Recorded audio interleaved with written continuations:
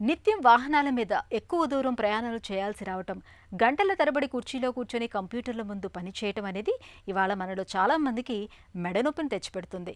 ఇక వయసు పెరుగుతున్న కొద్దీ వెన్నుపూసలు, నరాల్లో వచ్చే అరుగుదల వల్ల కూడా మెడనొప్పికి కారణమవుతుంది. మెడనొప్పిని తగ్గించుకోవటానికి మనలో చాలా మంది చాలా ప్రయత్నాలు చేస్తూ ఉంటారు.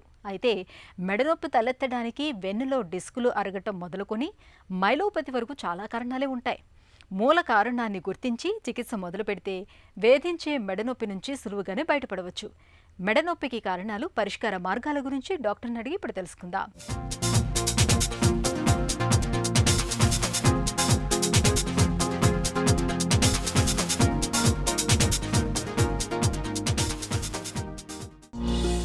సర్వైకల్ స్పాండిలైటిస్ అంటే ఏంటి? సర్వైకల్ స్పాండిలోసిస్ అంటే మన మెడలో ఉన్న joints, facet joints and joints ఉంటాయండి. ఆ జాయింట్స్ మధ్యలో వచ్చే ఆర్థరైటిస్ అంటే అరుగుదలని సర్వైకల్ స్పాండిలోసిస్ అంటాం. యూజువల్గా మన కీళ్ళ, మన మోకాల్లోనూ లేకపోతే మన తుంటి ఎముకలోను, షోల్డర్ జాయింట్స్లోనూ ఉన్నట్టే మెడలో, నడుములో, ఛాతి భాగంలో కూడా వెన్నుపూస మధ్యలో, ఎముకల మధ్యలో కీళ్ళు ఉంటాయి. సేమ్ అట్లాగానే ఇవి కూడా సైనోవియల్ జాయింట్స్ అంటే జాయింట్ కార్టిలేజ్ ఉంటుంది, చుట్టుపక్కల జాయింట్ క్యాప్సూల్ ఉంటుంది, అన్నీ ఉంటాయి. So same joints.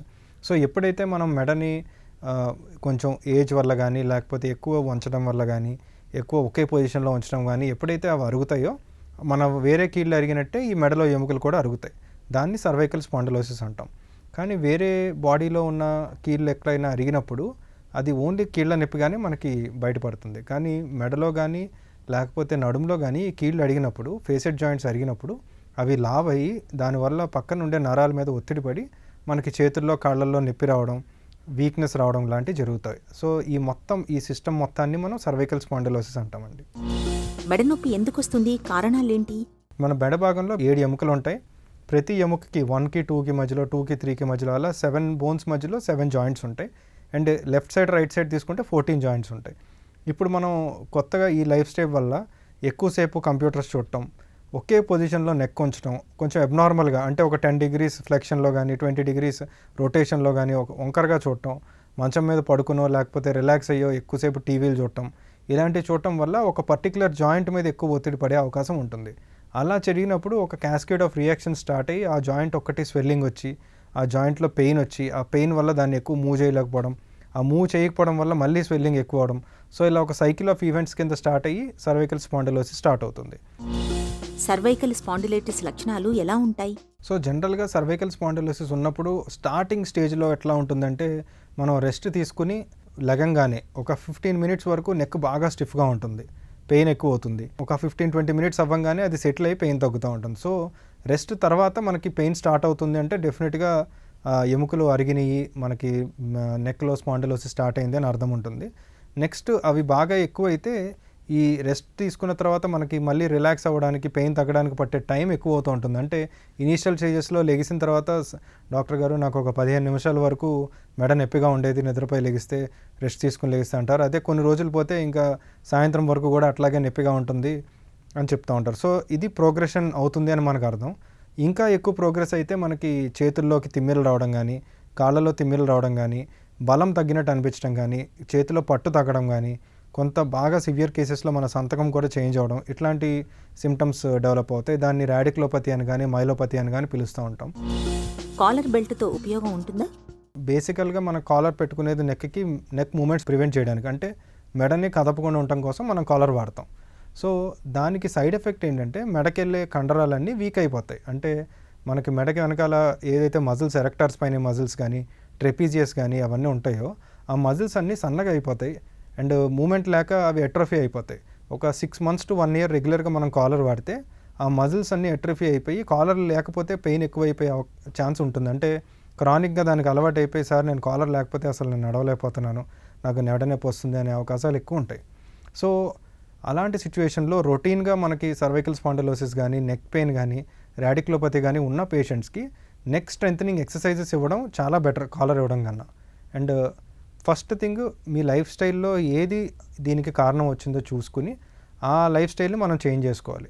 Second, neck మజిల్స్ని బాగా స్ట్రెంథన్ చేసుకుని ఆ మజిల్స్నే కాలర్ కింద వాడేటట్టు, ఆ మజిల్సే కాలర్ పని చేసేటట్టు మనం ట్రైన్ చేసుకోవాలి.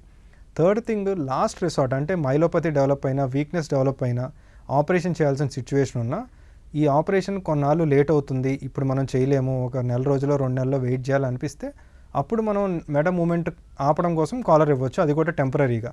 కానీ పర్మనెంట్గా కాలర్ మీద మనం డిపెండ్ అవ్వడం అండ్ కాలర్ వేసుకుని మనం పనిచేయడం వల్ల మనకి పాజిటివ్ ఎఫెక్ట్స్ కన్నా నెగిటివ్ ఎఫెక్ట్స్ ఎక్కువ ఉంటాయండి.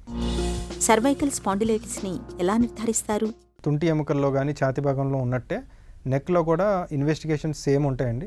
మనకి ఎర్లీ సర్వైకల్ స్పాండిలోసిస్ ఐడెంటిఫై చేయాలంటే ఎక్స్రే తీయొచ్చు. ఎక్స్రే మనని నెక్ని న్యూట్రల్ పొజిషన్లో పెట్టుకుని తీసుకోవాలి. దాని ద్వారా మనకి నెక్లో ఏమన్నా బోన్స్ స్ట్రైటన్ అవుతున్నాయా, లేదంటే ఎక్కువ ముందుకు వంగుతున్నాయా, లేకపోతే ఎక్కువ లాటోసిస్లోకి వెళ్తున్నాయా వెనక్కి అనేది మనకు ఐడియా వస్తుంది.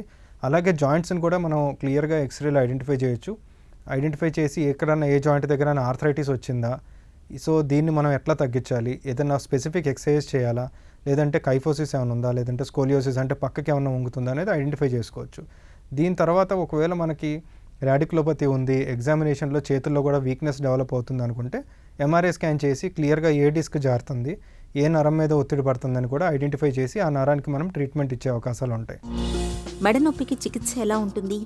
సో సర్వైకల్ స్పాండిలోసిస్లో మేజర్ థింగ్ మనం prevention, avoid smoking, regular exercise, long time ఒక పొజిషన్లో సిట్టింగ్ అవాయిడ్ చేయాలి. వర్క్ రిలేటెడ్ ఎటికెట్ ఎట్లా ఉంటుంది అనేది మనం ఒక డాక్టర్ని అడిగి కానీ లేకపోతే ఫిజియోథెరపిస్ట్ని అని కానీ తెలుసుకుని మనం బయట ఫుడ్స్ అవాయిడ్ చేసి స్లీప్ మంచిగా చేసుకుంటే డెఫినెట్గా సర్వైకల్ స్పాండిలోసిస్ని ప్రివెంట్ చేయొచ్చు. ఇలా ప్రివెంట్ చేయలేని పక్షంలో లాస్ట్ స్టేజెస్లో మనకేమన్నా బాగా నర్వ్ ఇంజరీ కానీ మైలోపతి కానీ వచ్చినప్పుడు దాన్ని ట్రీట్ చేయడానికి వేరియస్ ట్రీట్మెంట్స్ ఉన్నాయి.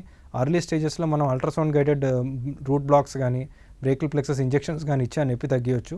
మన బాడీకి టైం ఇవ్వచ్చు వాటిని హీల్ చేసుకోవడానికి.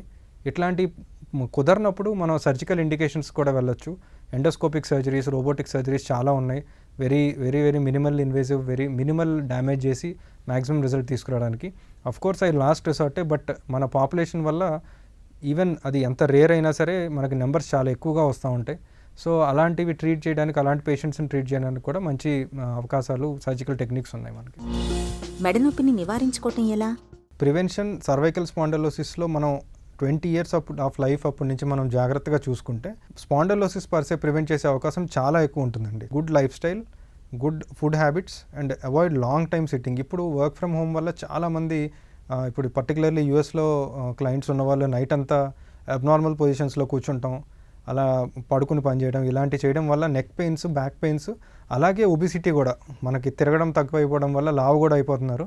ఇలాంటి వల్ల మనకి అట్లీస్ట్ ఒక 5 to 10 years తర్వాత బాడీ మీద irreparable damage and very bad effects జరుగుతాయండి. సో ఇలాంటివి మనం ముందే ఐడెంటిఫై చేసుకుని వాటిని ఎట్లా ప్రివెంట్ చేయాలనేది మనం చూసుకోవాలి. మెడనొప్పితో బాధపడుతున్నప్పుడు మూల కారణాన్ని గుర్తించడం చాలా ముఖ్యం. మనం కూర్చునే పనిచేసే తీరుతెన్నులో లోపాలు ఉంటే వాటిని సరిచేసుకోవాలి. వెన్నులోని పూసల మధ్య అరుగుదల ఉన్నప్పుడు వాటికి తగిన వైద్యం తీసుకోవాలి. అప్పుడే మెడనొప్పి నుంచి మనం బయటపడొచ్చు.